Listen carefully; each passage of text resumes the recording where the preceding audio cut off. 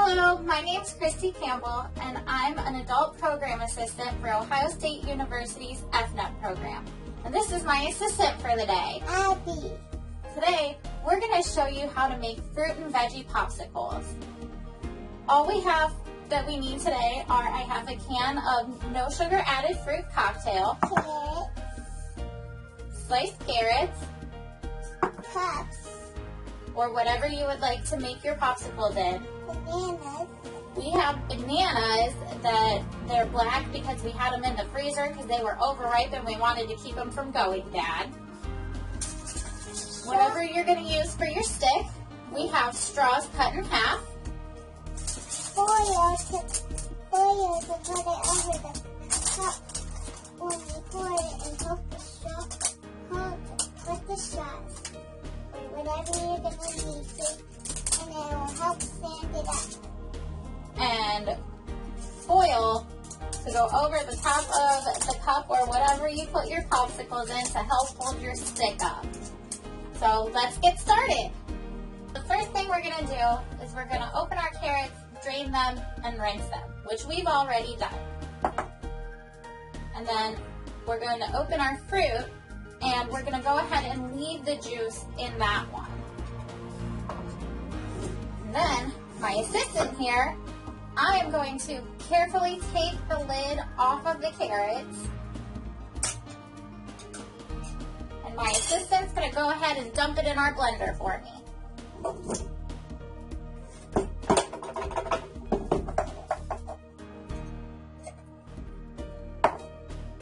And then we'll do the same with our fruit.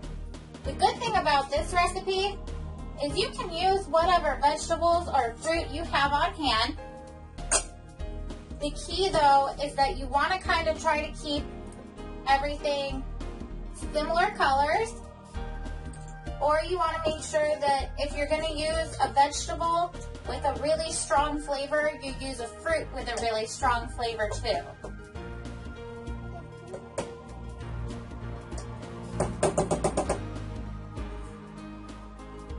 We also want to use the fruit in either water or light syrup if water canned ones aren't available. And then you'll drain the syrup off and use some kind of 100% fruit juice to replace the juice that's in the can. We're going to go ahead and add our banana, the first one. Now you don't have to use a banana. You could use applesauce. You could use avocado. You could use pretty much anything you wanted.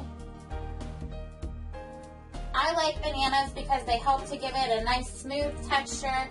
They add a bit of extra sweetness without having to put any kind of sugar or anything in them. And they just give it a really, really, really good texture, and they're kind of good at covering up a little bit more of that veggie flavor. So then we're going to go ahead and put the lid on our blender.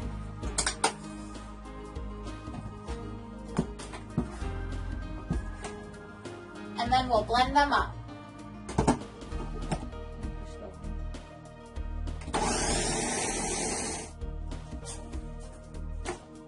Okay. Now that our popsicle mixture is all blended up, I'm going to go ahead and carefully take the lid off and take the blade out. But you want to have an adult do this because the blades can be really sharp and you don't want any accidents. And then we're just going to go ahead and start pouring our popsicles into our cups. We're only going to fill them about 3/4 to 2/3 of the way full, because you want to leave room for the popsicle to expand as it freezes. I'm also doing this over a tray that's lined with plastic wrap, so that if we make a mess, it's easy to throw them away, and it'll be easier to just put them in the freezer.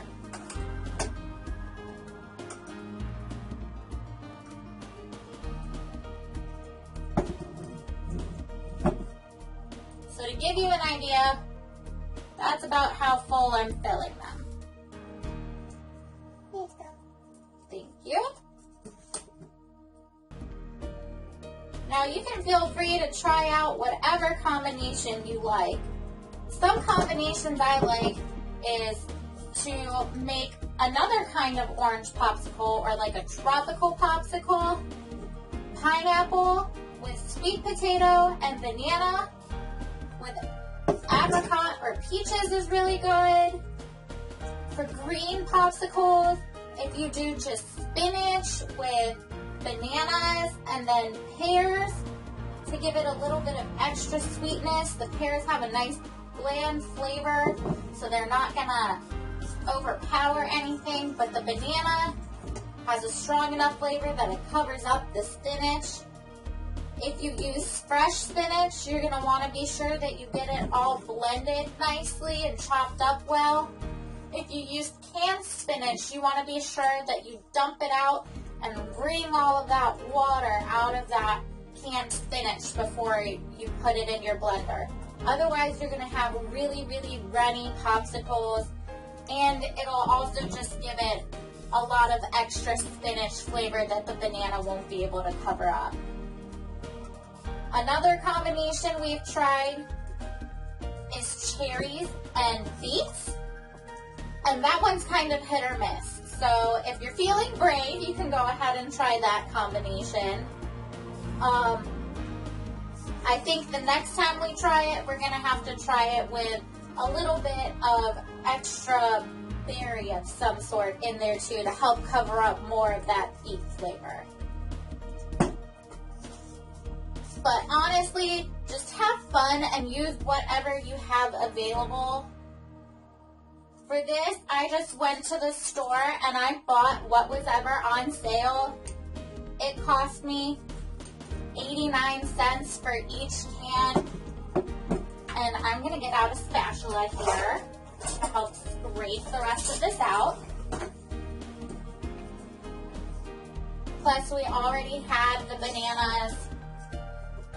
And you can buy fruit and veggie popsicles already made in the store.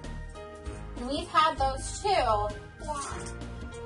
But those are really expensive. It's like $5 for a box of those. What?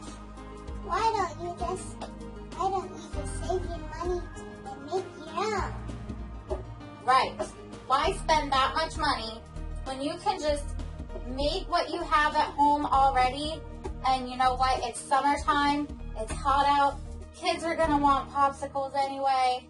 This way, you can feel good about giving them that popsicle to cool down with. You don't have to feel like you're giving them a bunch of extra sugar with no nutrients to it.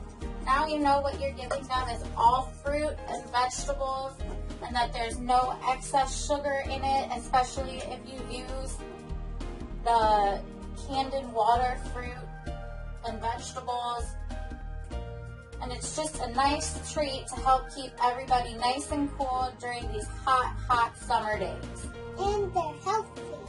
And they're healthy. Okay, so once you have all of your cups full, you just kind of want to give them a little bit of a tap just to even them out there.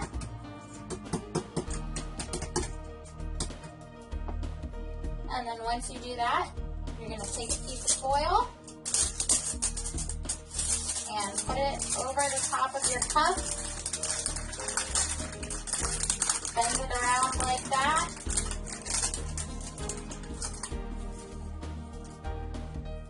And then poke your stick through. It can be a little bit tough sometimes depending on what kind of foil you have. We had heavy duty foil here, so ours was a little bit tougher. And then you're just going to go ahead and do that for all of your cups.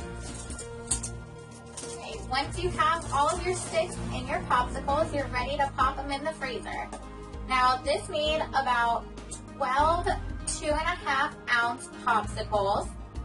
And so we're going to go ahead and put them in the freezer. And depending on how cold you have your freezer set, it's going to take anywhere from about 3 to 8 hours to get them frozen all the way. And our popsicles are all frozen, and it's time to test them. Right now, we're using the Kids Food Critic activity page from the USD website. You can also find it on our OSU EFNEP Facebook page. We're going to use it to help us rate the visual appeal, smell, taste, and texture of the food. Letting kids be food critics helps them decide whether or not they like something and makes trying new foods fun. So what do you think, girls? They're good? Do they look good? Yeah. All right, 1 through 5.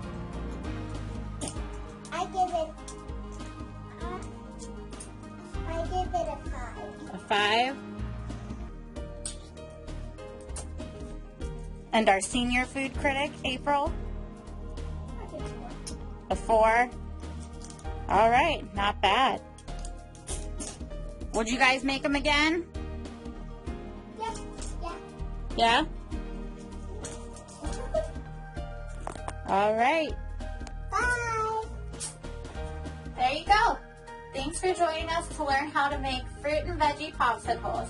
We hope this helps you cool down this summer. Have a great day, and for more information about OSU EFNEP, visit go.osu.edu/FNEP.